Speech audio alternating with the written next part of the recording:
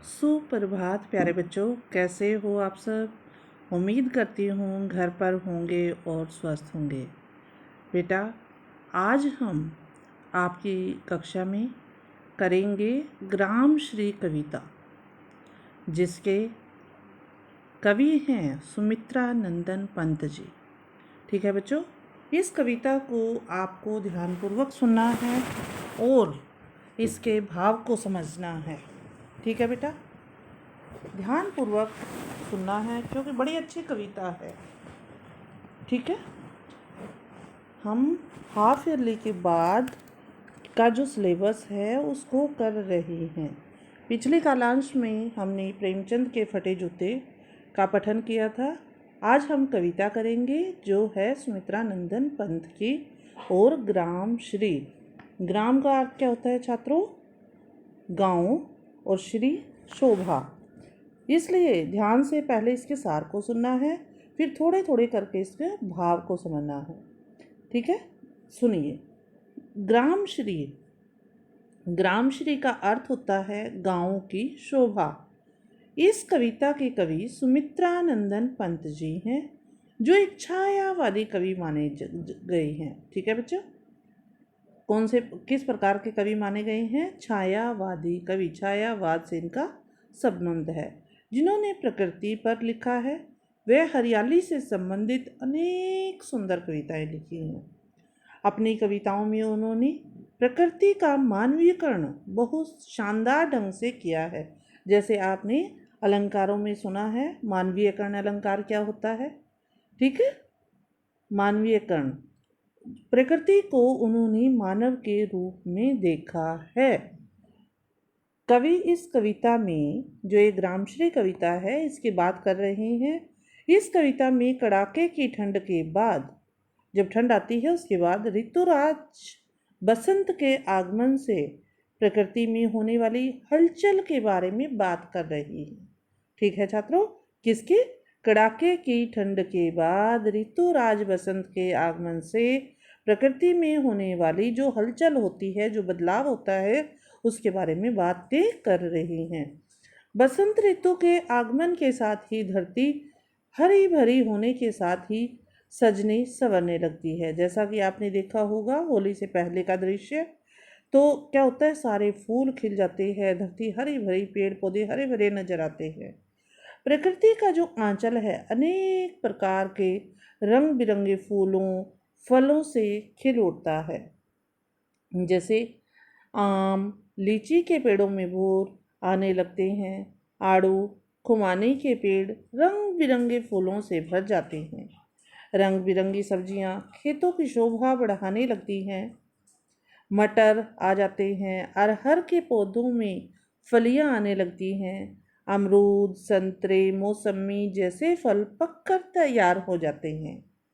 ठीक है छात्रों, अब देखिए कौन कौन से फसलों के बारे में बताया गया है, कौन कौन से फल आए हैं, कौन सी सब्जियों का यहाँ वर्णन किया है, ये सब आपको याद रखना है। बेर की झाड़ियों बेरों से भर जाती है। जो बेर की झाड़ियाँ है वो बेरों से भर जाती है। आंवले के पेड़ में छोटे छोटे नए आंवले लगने शुरू हो जाते हैं।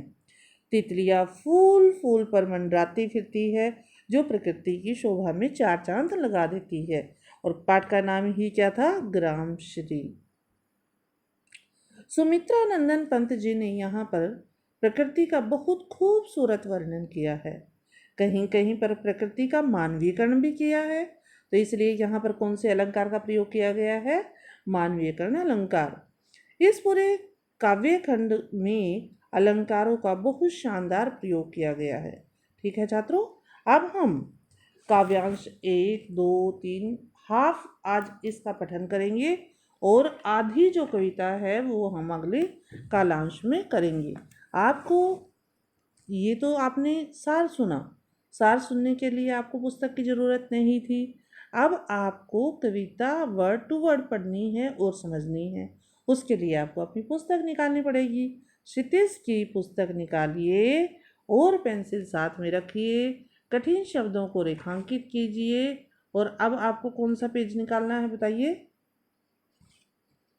बताइए बताइए बताइए। 112 और 113। पेज निकाल लीजिए 113। देखिए अब हम पढ़ने जा रही हैं फर्स्ट। फैली खेतों में दूर तलक मखमल की कोमल हरियाली, लिपटी जिससे रवि की किरणें चांदी की सी उज्जवल जाली।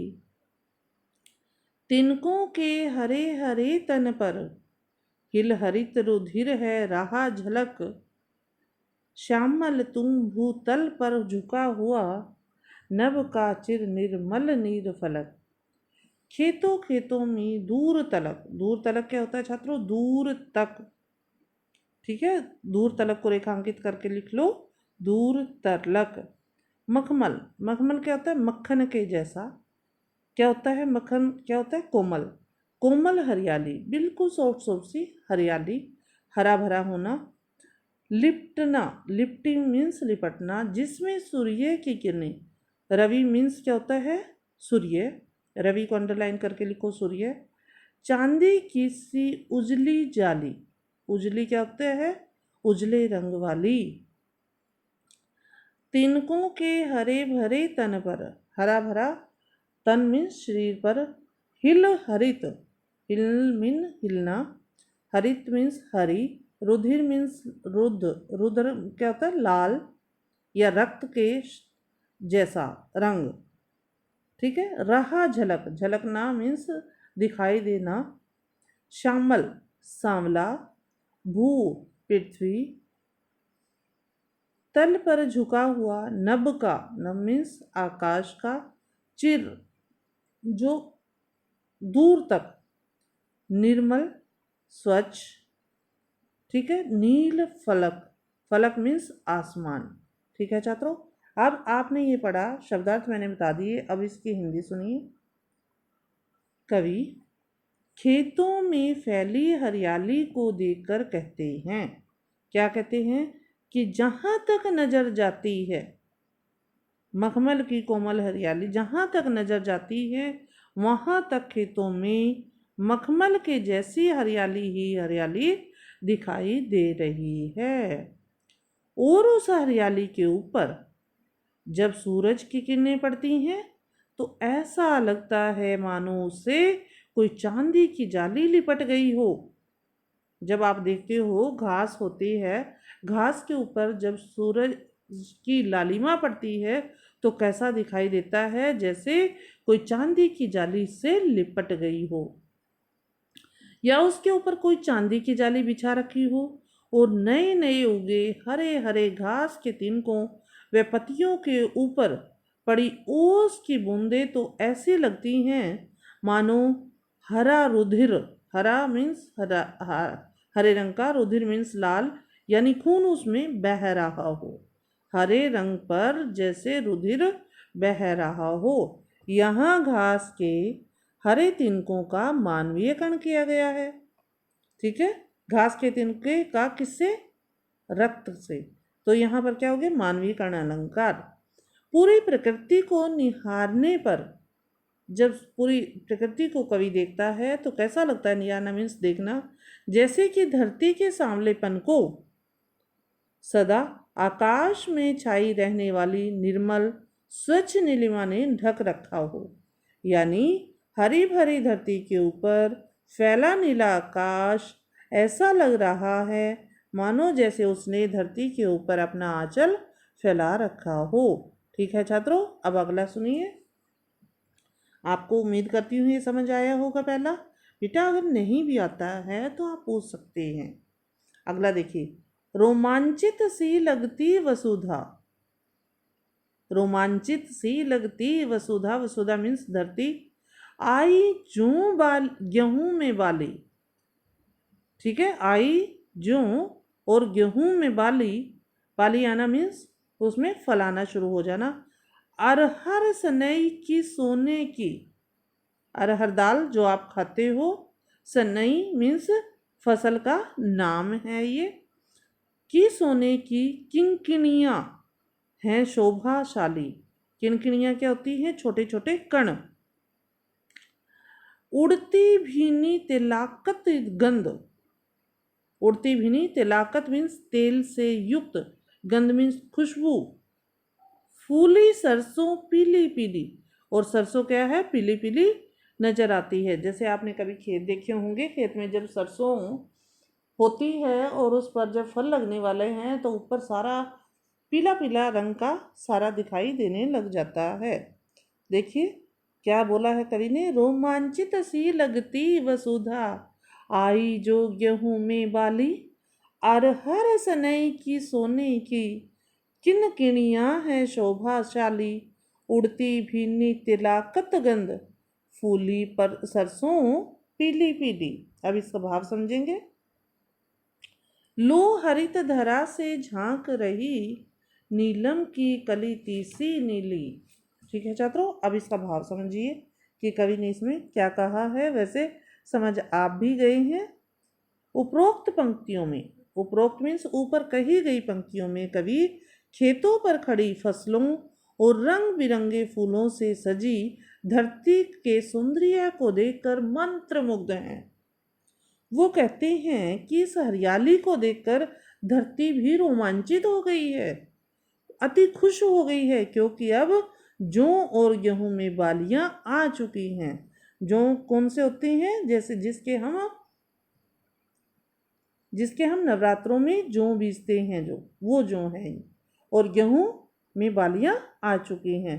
अरहर एक प्रकार की दाल जैसे मैंने बताया है, और सनई एक रेशेदार पौधा जो रस्सी बनाने के काम आता है, के पौधों में खिले पीले फूल व फलियों को देखकर ऐसा लग रहा है मानो प्रकृति ने सोने की करधनी, करधनी क्या होता है, कमर में बांधने वाला आभूषण जो औरतें पहनती हैं उसको क्या बोलते हैं, करधनी, बांध रखी हो, जो हवा से हिलकर मधुर आवाज में बज रही है। कवि आगे कहते हैं कि खेतों में पीली पीली सरसों अब पूरी तरह से फूल चुकी है, जिसमें से निकलने वाली तेल की हल्की हल्की सुगंध हवा में फैल रही है।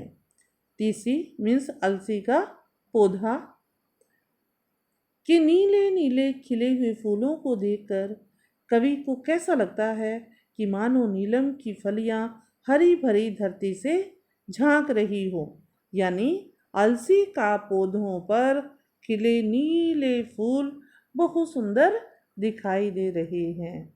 ठीक है छात्रों, अब आगे देखिए काव्यांश 3। आज हम 3 तक करेंगे या ज्यादा करेंगे, बोलिए। चलो, जितना आप बोलोगे मैं उतना ही पढ़ाऊंगी। ठीक है बच्चे, आगे पढ़िए। तीसरा, रंग रंग के फूलों में रिलझिम। देखिए रंग रंग के फूल चित्र में दिखाए गए हैं। हंस रही सखियां मटर खड़ी, मटर खड़ी हुई सखियां हंस रही हैं।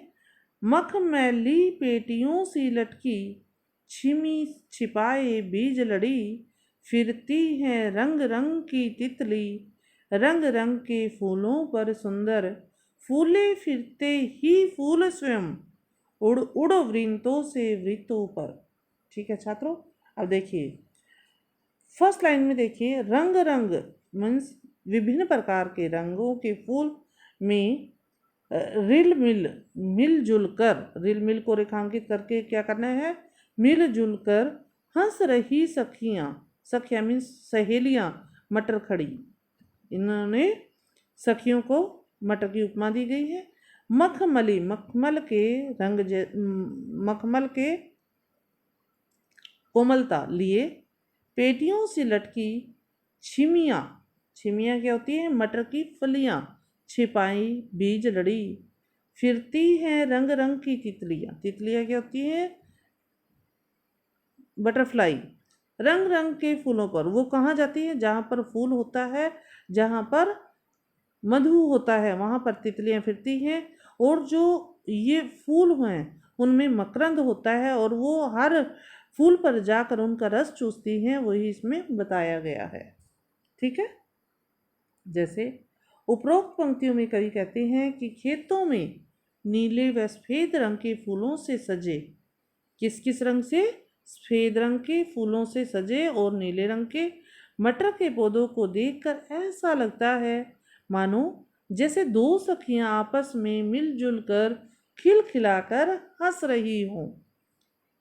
कवि ने यहाँ पर मटर का मानवीकरण किया है। तो यहाँ पर कौन सा अलंकार हो गया? मानवीकरण अलंकार। आगे कवि कहते हैं कि मटर की बेल पर लगी फलियां, मटर की क्या होती है बच्चों? बेल होती है। मटर का वृक्ष नहीं होता, मटर का पौधा नहीं होता, मटर की क्या होती है? बेल। बेल पर फलियां लगती हैं जिसमें मटर भरती है, आपने देखा होगा। मानो जैसे मटर के पौधे पर कोई मखमली पेटियां, पेटियां मीन्स डिब्बे, लटक रही हूँ जिसके अंदर बीजों की लड़ियां छिपाई गई हों। लड़ियां किसको दे दिए? मटर के दानों को। बसंत ऋतु के आगमन से खेतों पर खिले रंग बिरंगे फूलों पर सुंदर सुंदर रंग बिरंगी तितलियां मंडरा रही हैं। और जब तेज हवा चलती है छात्रों, तो फूलों की जो डंठल है, टहनी है, जोर जोर से हिलती हुई दिखाई देती है। और कैसे लगती है? जैसे फूल स्वयं उड़ उड़ कर उनमें जाकर बैठ रहे हैं, यानी फूल भी खुश होकर मस्ती में झूम रहे हैं। क्लियर छात्रों? आज हमने इस कविता के ग्रामश्री कविता के तीन गद्यांश काव्यांश को किया है। और अब हमारे 4 काव्यांश बच गए हैं जो हम अगली कालांश में करेंगे। उससे पहले मैं आपको ये कहना चाहती हूँ, बच्चे जितना चैप्टर पढ़ाया गया है ईमानदारी से अपनी पुस्तक से आपको पढ़ना है। और जब क्लास लगती है, जो भी चीज़, जो भी लाइन आपके समझ नहीं आती है, आप उसको कक्षा में ज़रूर पूछेंगे, ताकि आपको जो ये कविता है वो बिल्कुल अच्छे से समझ आ जाए, कोई डाउट ना रहे। क्योंकि जब MCQ आते हैं ना बेटा, तो MCQ कहीं से भी आ सकते हैं, इसलिए आपको चैप्टर को ध्यानपूर्वक समझना ही होगा। ठीक है बच्चे? उम्मीद करती हूँ आप इस पाठ को दोबारा से पढ़ेंगे और अगर कोई समस्या आती है तो मुझसे ज़रूर पूछेंगे। ठीक है बच्चे? धन्यवाद। आज का दिन आपका शुभ हो और आपका दिन मंगलमय हो। ठीक है बच्चे? अगले कालांश में इसी जो पाठ की कड़ी को आगे बढ़ाते हुए फिर आपसे मुलाकात होगी। तब तक आप अपना ध्यान रखिए। धन्यवाद।